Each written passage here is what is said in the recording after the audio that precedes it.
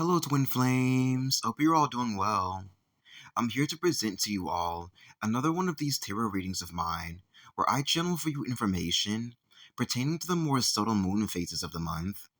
which is a continuation of this brand new project that I began doing just last month.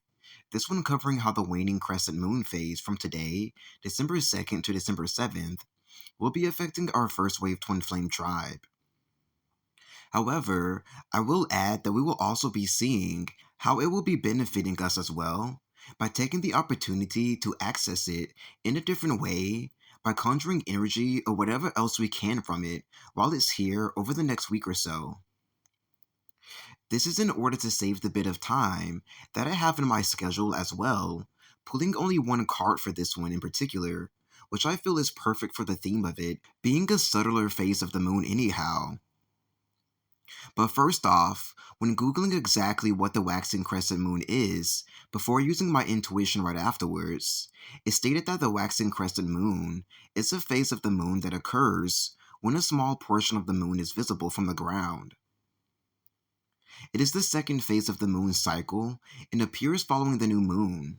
It is mostly visible in the western sky shortly after sunset and lasts for about a week until finally transitioning into the first quarter phase of the moon. The moon's orbit carries the illuminated side of the moon further into view, making it appear to grow each day. The angle of the moon and the sun during a waxing crescent moon causes gravitational pulls on the tides to cancel each other out, which decreases the amount of tidal pull.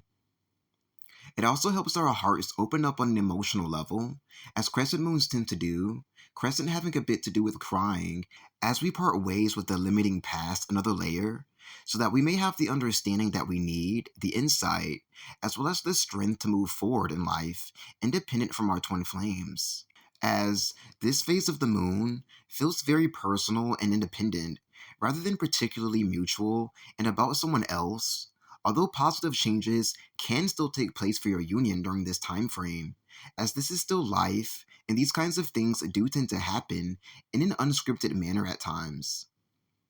The shifts that we make throughout the waxing crescent phase is a sort of setup and adjustment period for when the first quarter phase finally arrives here days later. Hopefully this got you all well and prepped for the tarot reading. Ready to begin? When shuffling through my tarot deck to find out which card would be helping us access what we can from the short waxing crescent moon cycle this month, the major arcana card, the Empress, is what stood out here.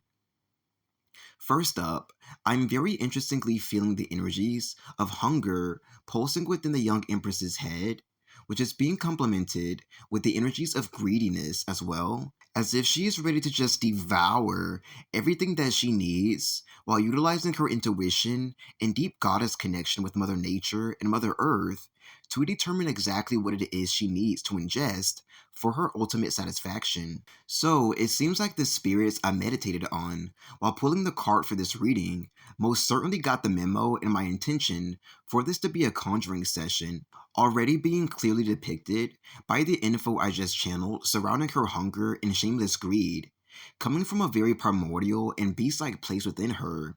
as well as by the hugeness of her belly, coupled with the look of dissatisfaction she wears as she presses her head into her hands with great discomfort and uneasiness. When tuning in further to see what this was about for us twin flames, I heard the words self-development and also felt these same frequencies and theme emanating from the moon just to the right of her.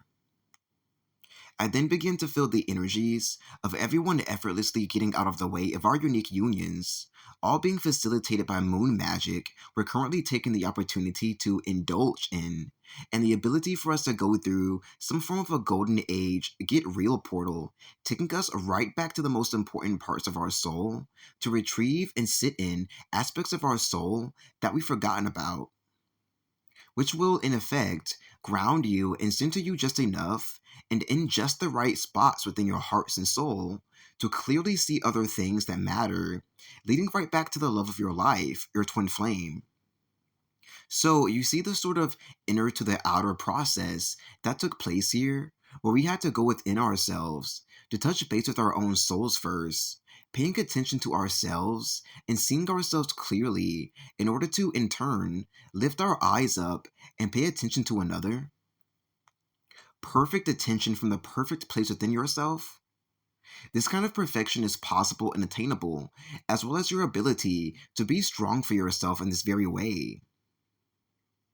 This message does feel like it's mostly for the divine masculine polarity of the union, even if you are a female in this role, gay or straight, as he's the one who we've been helping as of late, pretty successfully on some levels actually, to pull his mind out of the false light ascension matrix, to love himself unconditionally, to soften, and just in general, and to pay attention to anything and everything that matters firsthand, even if it's not their divine feminine counterpart at that moment. When the divine masculine finally takes this portal back to self, helping him to get real, you will then see or feel all of his colors begin to unfurl that you both haven't had the chance to see yet, making him into that much more of a whole, three-dimensional person, opening up to all of the brighter aspects of life that he forgot about or has been missing, allowing him to see you with all of your colors as well, your true beauty, and affording you the ability to say that you reaped great things from this golden age centering portal and window of opportunity. So, as you can likely see, the divine masculine polarity of the Twin Flame Collective is a bit on the ill side due to the signs and symptoms they have, conveying their out of touchness and disconnection with Mother Nature, which also goes back to the dense side they've been on all throughout history, affecting them negatively and coming into play here, only being made worse by the superficial false light arena we've been trying our best to pull them out of more and more every single one of these readings. For their lives and all of humanity's lives depends on their wake up, making this more than just the typical ascension process, correct? But a true hero's journey mission.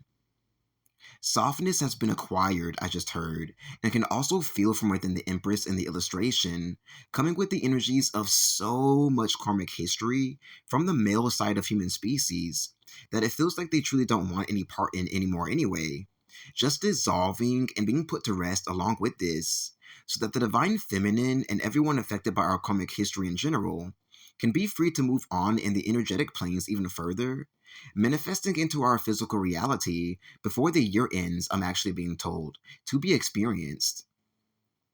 The divine feminine will also be going through this same portal as well, but it is to help the divine masculine see her for who she is clearly, as they have the face-off they've been needing, the face-off of their lives, and the tunnel leading them right to each other in the etheric realm. Perhaps it's the tunnel of love, huh? This will in turn release so many burdens that she's been upholding unfairly in the union on her own, allow for the greatest release of pent-up stress in the former role of caretaker to drop out of her heart center, and finally allow her to transform and transition into the new Earth Empress slash Emperor if you're a male, gay or straight in the divine feminine role, that she's earned and always truly was. And now we can all be at peace, for history has been put to rest between the divine masculine and divine feminine, man and wife, male and female. We win. And that concludes this Twin Flame Ascension Energies tarot reading regarding the Waxing Crescent Moon Phase this month of December 2nd through December 7th. Thank you so much for your participation. I hope that you received all of the help, insight, and upgrades you needed throughout. Subscribe if you feel you receive a lot from these videos of mine. Comment down below if you have any questions or would love to chat about what you've gathered here today. Donate to my PayPal if you feel you'd love to commune and say thanks. And I'll be back here with more enlightening videos for the 144 Twin Flame Starseed Collective in the near future. Bye for now.